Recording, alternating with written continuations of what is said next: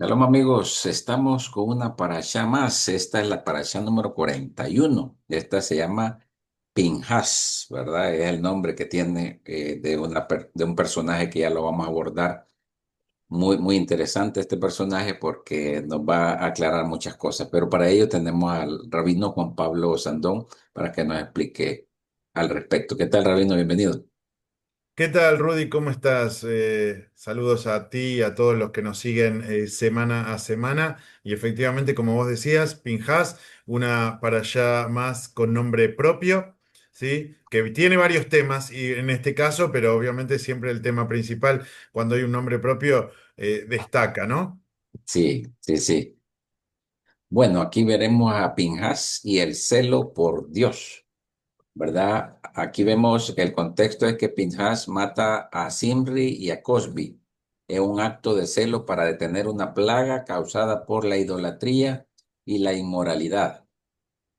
Bueno, en la parasha anterior, Rabino, quedamos pendientes ahí con un acto de pecado, de idolatría y de meterse con mujeres, pero estamos viendo que Balak había buscado a un hechicero, a Bilán, para que maldijera a Israel. Y como no logró maldecirlo porque al finalmente dijo lo que Dios le ordenó que dijera, al parecer Rabino le dio otros consejos a Balak de cómo hacer caer al pueblo de Israel, ¿verdad? Sí, Le un poco lo que aconsejó algo. terminamos hablando la semana pasada, ¿no? Buscar a través de los bajos instintos, del bajo impulso, conquistar al pueblo de Israel a través de eh, las mujeres de Moab. Bueno, algunos cayeron en esa trampa, ¿no? Y es un poco cómo terminó la para allá la semana pasada, y Pinhas tomando acción por mano propia, como vos decías, matando a dos de estas personas que estaban teniendo relaciones sexuales en el tabernáculo, digamos, una profanación total, ¿no? Y entonces él los mata, y la para allá de esta semana aparece, digamos, qué pasa, cómo, o qué ocurre luego de esa situación de que se detiene esta plaga, ¿no? Y quiero mencionar varias cosas. Si bien es verdad que el texto de la Torá en su lectura más llana pareciera indicar que Pinhas es premiado por su acción, la tradición judía siempre ha visto con bastante recelo la determinación de Pinhas, aunque no toda la culpa es de Pinhas, ¿sí? ¿Qué quiero decir con esto? Primero, Pinhas era un joven. Era nieto de Aarón, ¿sí? Hijo de Eleazar. O sea que estamos hablando ya de la tercera generación de los que salieron del desierto, ¿sí? Sí, ¿Qué es lo que ocurre? Ante esta situación, aparentemente la Torá nunca muestra que los adultos, los líderes adultos, los ancianos, intervengan para detener esta situación de una manera más adecuada a la templanza que puede tener una persona adulta. Pinjas, como joven, al ver esa falta de respuesta, actúa como joven, digamos. O sea, no hay demasiado en ese sentido para explicar, digamos. Ya sabemos que uno cuando es joven actúa muchas veces impulsivamente, y se supone que cuando uno es adulto tiene que ir menguando esos impulsos y actuar de manera más racional y más medida. Pero si los adultos no intervienen en un lugar en donde no hay adultos que estén comprometidos con controlar los desmadres que pueden pasar, bueno, la situación va a quedar en manos de los jóvenes y no va a ser lo más óptimo.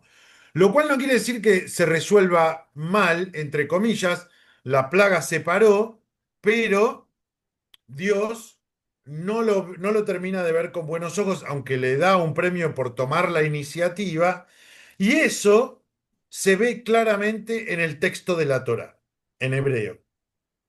Porque el texto dice que Dios le dio una alianza de paz, un Brit Shalom a Pinhas. Cuando uno agarra la Torá en el rollo, digamos, escrito a mano como lo usamos los judíos en la sinagoga, La palabra shalom, que es paz, tiene una letra que está cortada. A propósito, cualquier Torá de cualquier sinagoga del mundo que agarre, esa letra está cortada. ¿Sí? Es un símbolo de que la paz, la verdadera paz no se puede lograr a través de la violencia. Hay alguna paz que a veces se logra a través de la violencia, pero no es la paz verdadera, la paz extendida en el tiempo, que es la que uno quiere, ¿no? Entonces, esto un poco para darle introducción general al tema de Pinjas. Sí, sí, eso estaba viendo, Rabino, que la Torá lo elogia porque actuó no por venganza personal, sino por honor de Dios y pureza de la intención, lo que usted estaba explicando, ¿verdad? Que al ver que los adultos no hacían nada, pues él tuvo que actuar, ¿verdad? Digamos, en celo por las leyes de Dios o por los mandatos de Dios, ¿verdad? Pero también, Rabino, para ahondar un poco más, me llama la atención que aparecen los nombres de Simri y Cosbi. Cosbi, que Ujú, era la mujer, como la mujer principal que había, o quizás la más bella, la más hermosa de esa nación, ¿verdad? De Moab, y que su intención, al parecer, era ir a buscar al líder principal, Rabino, a buscar a Moshe. Entonces, sí, pero cómo ir a buscar a Moshe en medio de 2 millones de personas no es fácil, ¿verdad? Entonces, lo más seguro en ese tiempo era, bueno, al que esté más protegido, el mejor vestido, el que tenga talante de rey, a ese va a ir a provocar. Pero los príncipes, tengo entendido que los príncipes de cada una de las tribus sí estaban bien vestidos, Rabino. Y encontró a Sinri y lo convenció y terminaron teniendo relaciones sexuales en el tabernáculo. Eso es lo que más me llama la atención, Rabino. O sea, justo en el lugar sagrado, digamos, y ahí es donde aparece, y yo creo que eso es lo que más lo enoja a Pinhas, ¿verdad, Rabino? ¿Dónde, quién y dónde lo estaban haciendo? Y sí. eso me parece bastante llamativo, Rabino, cómo lo toman el hecho de que fuera justo en el tabernáculo, pues. Como, Pero fíjate que también Simbrí era de los jóvenes, ajá, ¿no? Ahí aparece su linaje en en la Torá, lo podemos encontrar ahí en el versículo 14. También era de tercera generación, ¿no? Entonces, claro, por supuesto, quizás es más vulnerable a la tentación, que es algo que también en la juventud es más proclive uno a ser tentado por determinadas cosas, ¿no? Entonces, bueno. Se da esta situación, lamentablemente, como mencioné antes, y vos también mencionabas, los adultos no llegan a intervenir a tiempo, la cosa se calma, pero quizás no hubiera sido la mejor solución. Quizás la mejor solución hubiera sido a través del diálogo y la educación. Y bueno, hasta ahí llega el asunto de Pinhas, ¿no? sí, y me llama la atención que a pesar de que la Torah no enseña que las cosas se resuelven por medio de la violencia, hizo un pacto de paz prácticamente Dios con Pinhas, ¿verdad? Porque restauró el orden y la santidad en el pueblo. Es decir, lo que estaban haciendo era un acto realmente fuera de sí, de cualquier, ¿verdad? De cualquier pensamiento o idea de Mira, alguien. lo mejor es llegar a la paz a través del diálogo, pero hay veces que no queda otra opción que eh, entablar el conflicto como método de resolución, porque cuando la otra parte no actúa de una manera racional, como puede llegar a ser un caso como este, el de tener relaciones sexuales en el tabernáculo, digamos, a veces no hay forma de dialogar con la otra contraparte, ¿no? Bueno, hoy en día en el mundo también tenemos bastante de eso. Creo que la Torah siempre nos trae ejemplos de lo que nos va pasando cotidianamente.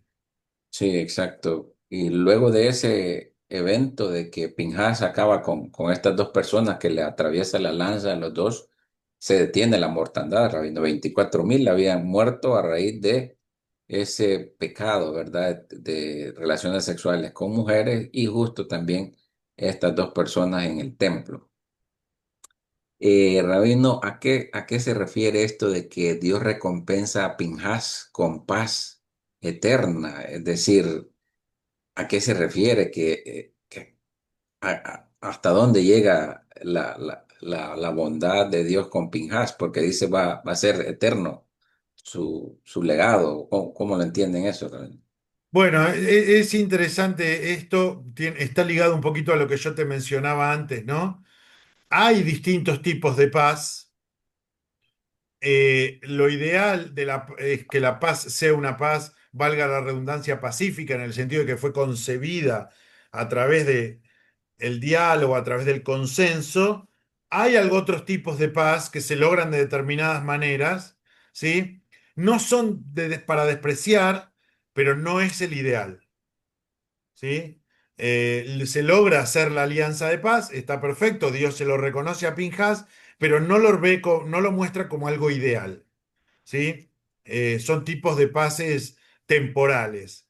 El tipo ideal de paz del pueblo judío es la paz de la era mesiánica, la paz consensuada, la paz en donde todos los pueblos llegan a un acuerdo, en donde todos los pueblos están en la misma sintonía en cuanto a los valores éticos, morales universales, ¿no? Esa es el ideal de paz de la Torá y del pueblo de Israel. Y a eso se refiere cuando dice el pacto de un sacerdocio perpetuo. Bueno, obviamente ese tipo de paz incluye dentro de la tradición judía la idea de que el templo y por lo tanto el sacerdocio se va a volver a instalar y entonces los sacerdotes van a ser, por lo menos en parte, administradores de esa paz, ¿no? Rabino, yo he escuchado, no sé si estoy equivocado, que Pinhas más adelante se refieren a que es el mismo el profeta Elías. He escuchado alguna vez ese comentario, pero no lo tengo vinculado como algo judío. Ah, Eh, no hay ningún indicio en el texto que lleve a concluir que son la misma persona. sí, de acuerdo. Bueno, después viene de esto, de este evento de que sucede y que Pinhas sale a defender al pueblo. Aparece lo de los censos otra vez, Rabino, otra vez censos. Hemos visto varios censos Sí, pues en sí, este bueno, por evento. algo en idioma latino este libro se llama Números, ¿no? Pero Sí, bueno, de igual manera que en el primer censo que aparece en Parashat, justamente Bemidbar o Números, ¿sí? Es un censo que se da luego de una situación de mortandad para ver efectivamente cuántas personas cayeron producto de la mortandad, ¿no? En aquel momento se hablaba de las personas que habían muerto tras la construcción del Becerro de Oro. Acá en este caso, bueno, la plaga que se dio producto del tema de las mujeres midianitas, ¿no? Y bueno, otra vez se vuelve a hacer todo un recuento general. sí, y este recuento también es para ordenarse nuevamente y ordenarse en el sentido de que ya están próximos a entrar a la tierra prometida, ¿verdad? Para Sí. hacer un recuento de cada Sí, una de bueno, las tribus. también eso, ¿no? Tener presente quiénes van a ser. Todavía tengamos en cuenta que si bien el pueblo está ya ordenándose, bueno, ahora sí nos falta un poquito para poder entrar luego de lo que fue el tema del caminar 40 años por el desierto, ¿no? Todavía falta un poquito. Sí, exacto. Luego viene, Rabino, el rol de la mujer y el derecho a la herencia. Las hijas de Zelofad.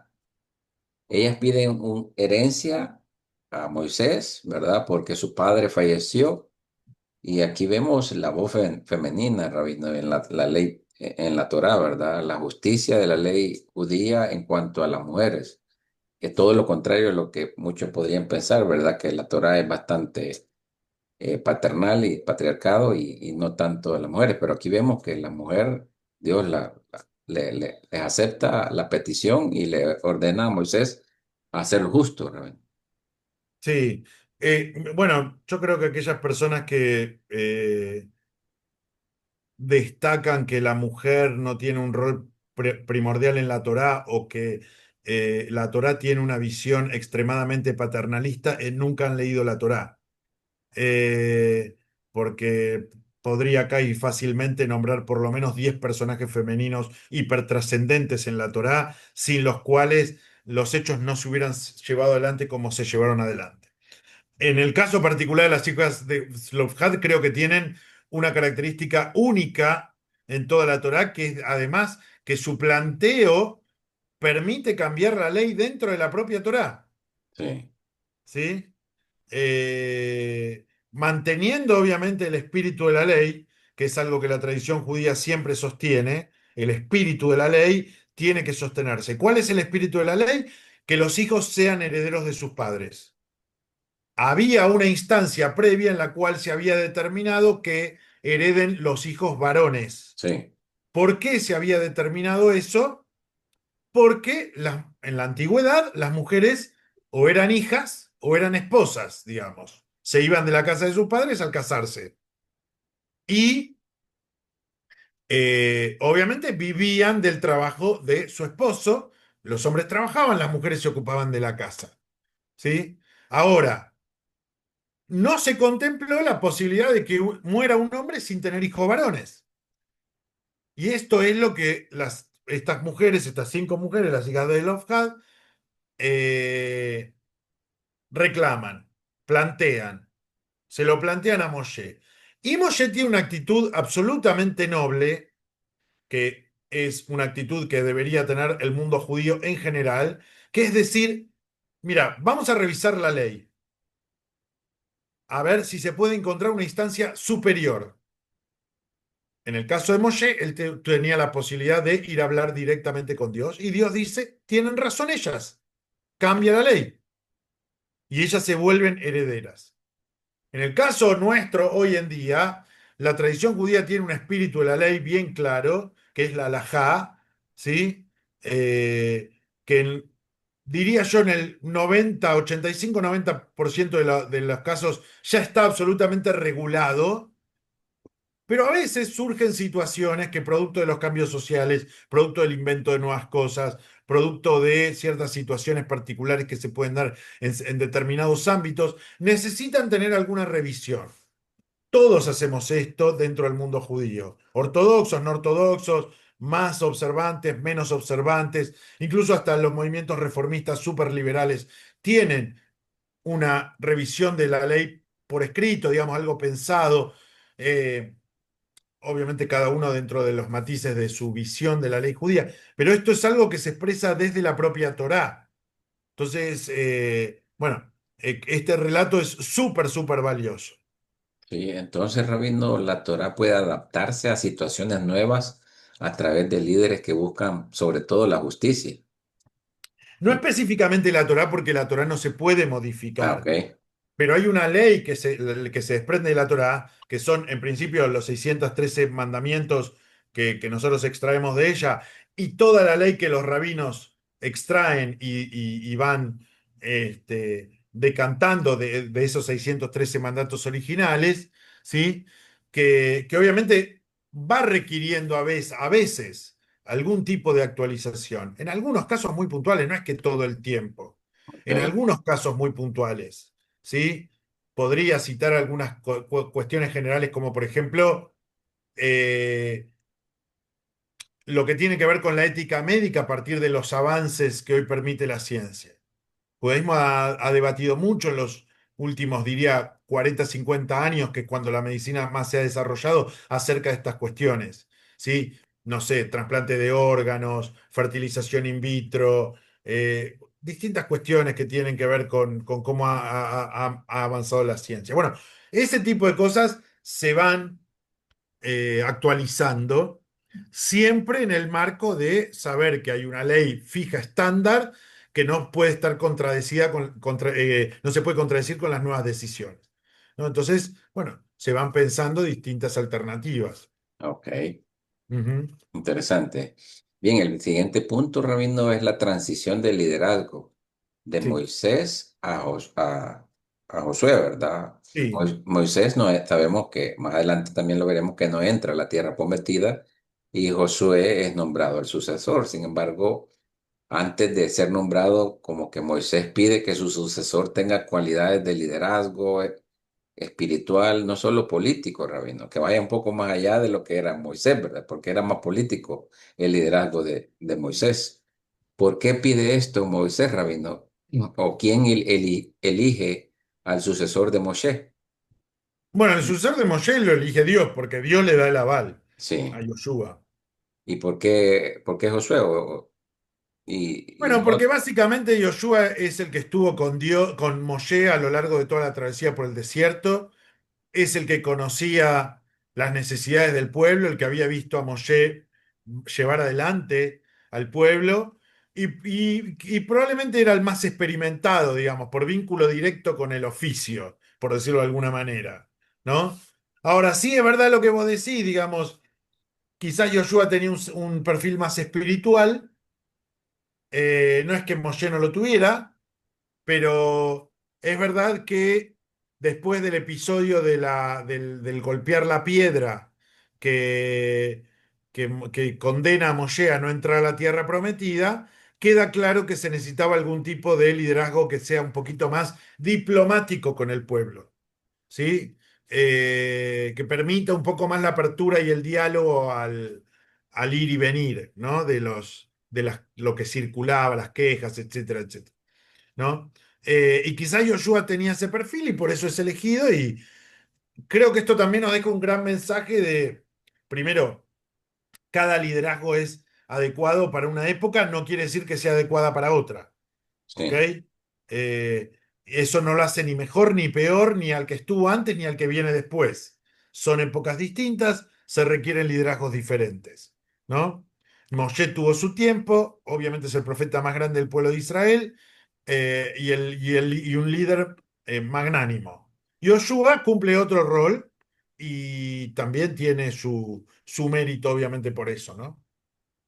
sí, me llama la atención, Rabino, que Moshe se preocupa por el próximo líder, ¿verdad? Porque él su misión ya la había cumplido y entonces, ¿por qué se preocupa por el Eso es futuro? algo importante que todo líder debe tener en cuenta, el saber dejar una trascendencia y el saber dejar alguien que continúe el legado.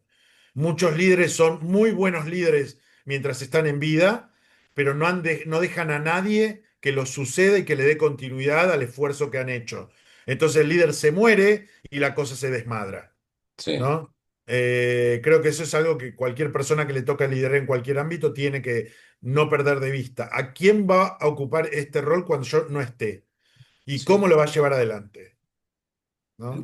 Entonces, Rabino, como la enseñanza judía de esto es que el liderazgo judío, sobre todo, se centra en el pueblo y en Dios.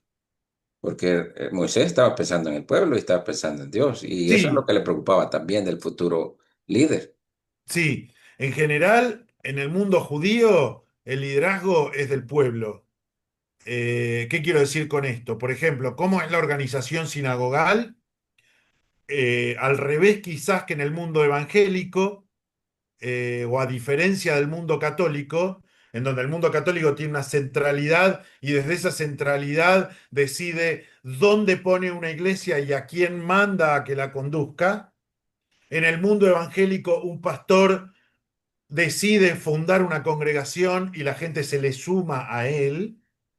En el mundo judío, un grupo de gente decide fundar una comunidad y traen a un líder religioso que los conduzca. Pero digamos, la, ¿cómo decirlo? La autonomía, y el poder es de aquellos que se congregan. Y obviamente van a buscar un rabino que esté afín a su forma de vivir el judaísmo. El rabino tiene el poder de conducir a esas personas en el marco de la espiritualidad de esa comunidad, pero es la gente la que se congrega y le da puntapié inicial a comenzar una comunidad. Ah, ok, perfecto. ¿Mm? Gracias por la aclaración. Entonces, el siguiente punto, Rabino, otra vez vemos los korbanot, los sacrificios, ¿verdad? Los diarios, los sacrificios semanales, y habla también de los días festivos y los sacrificios. ¿Por qué se repiten nuevamente los sacrificios, Rabino? Pareciera que son distintos los escritores, o cómo. No, esa es una muy buena pregunta la tuya porque de acá se desprenden algunas mitzvot que muchas veces la gente no tiene en cuenta.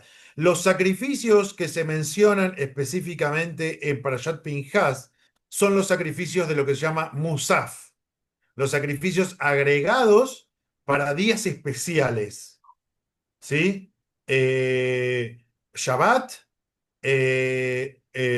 comienzo de mes, ¿sí? Rosh Hodesh, Shavuot, y algunas otras festividades más se desprenden de aquí el sacrificio agregado especial de la festividad. ¿Ok? De hecho, cuando leemos la Torah públicamente, en festividades se lee un agregado específico de esta para allá, rememorando el sacrificio que se hacía en el templo para esta fiesta X de la cual se toma ese párrafo. ¿Sí? Son algunos tipos de sacrificios diferentes a los que ya hemos visto en otros momentos. Ah, ok, ok, son ¿Mm? diferentes, complementarios, quizás, ¿verdad? Exactamente. De hecho, hoy en día eso se refleja también en el rezo. Porque en los rezos de Shabbat, de comienzo de mes, y de las tres festividades de peregrinación y de Rosh Hashanah y de Yom Kippur, hay una sección especial que se llama Musaf, igual que los sacrificios, en donde se hace una nueva lectura del rezo personal y demás, enfocado específicamente en esta sección agregada. O sea, hay un reflejo de lo que era el sacrificio en lo que es el rezo. Sí, Ujú. y bueno, esos sacrificios, Rabino, representaban una conexión con Dios, ¿verdad? Un servicio del corazón que hoy es reemplazado por la tefilá, Rabino, por las oraciones. Exactamente, ¿Cómo sí. es ese reemplazo? Porque antes se ponían de acuerdo con el que había ofendido y luego juntos venían y ofrecían un corbanote, un animal, ¿verdad? Un cordero, un palomo, lo ofrecían y, o sea, era más caro antes ponerse, pedir perdón. Ahora solo con la oración, Rabino, es más fácil o cómo. Nunca había pensado en que antes era más caro pedir perdón. Sí, Puede ser, puede ser. Igual siempre la Torá ya hemos visto que contempla distintos tipos de sacrificios de acuerdo a las posibilidades económicas de la persona. sí, Sí, eso para que nadie se quede sin este, tener la posibilidad. Vos mencionabas igual el sacrificio de cuando dos personas tienen algún tipo de conflicto. Hay muchos tipos de sacrificios, sí, ¿sí? Bueno, todo lo que tiene que ver con los rezos, por lo menos en lo que tiene que ver con la estructura fija y los momentos y los días y demás, es un reflejo de los sacrificios. Nosotros tenemos tres rezos diarios que son un reflejo de lo que antiguamente eran los tres sacrificios diarios del templo. En festividades está Musaf, y Shabbat está Musaf, que es el sacrificio agregado, y tenemos un rezo extra que se llama Musaf. Y así con todo, digamos, ¿no? esos son los. Ahora, con respecto al tema de dos personas que tienen un conflicto, hoy en día está la teshuvá, el arrepentimiento, el pedir disculpas, digamos, y va en ese sentido. Y si después las personas, gracias a su acuerdo, quieren expresarlo de alguna manera en la sinagoga, también lo pueden hacer. Interesante, Rabino, Ujú. interesante porque sí, exactamente estos sacrificios, aparentemente antes era, eso era antes, ahora no, ¿verdad? Pero ahora como usted lo menciona, pues a través de la oración, las 3 veces al día, es una disciplina, ¿verdad? Que hay que cumplirla Sí, sí, y da mucho capacidad metódica poder llevar adelante el rezo de esa manera. bien, Eh, y también otra cosa que quiero mencionar, que estaba apenas un poquitito antes o entre medio del tema de los sacrificios, es el tema de, el toque del shofar, ¿sí? De este instrumento de cuerno tan particular que tenemos los judíos en la festividad de Rosh Hashanah, de comienzo de año. ¿Sí? Que esto también es una mitzvah, de hecho es la gran mitzvah de Rosh Hashanah, escuchar el sonido del shofar. Bueno, nosotros lo hacemos en ese momento del año. en ese día específico es que se escucha el shofar. Exactamente, sí, exactamente. Ese es el momento del año en el cual se toca el shofar específicamente.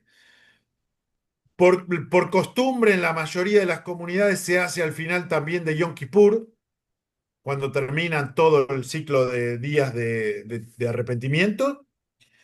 Y después, hoy en día, prácticamente no se toca shofar en otro momento, salvo en cositas muy puntuales, pero no como obligación, sino más bien a modo decorativo. Para nosotros el instrumento del shofar es un instrumento específicamente de Rosh Hashanah, y de hecho diría que la tradición judía tiene una visión de que cuando hay algún objeto o algo que se usa específicamente para un momento determinado, no es bueno estar usándolo en cualquier momento porque como que de alguna manera le degrada el valor, Bueno, ¿no?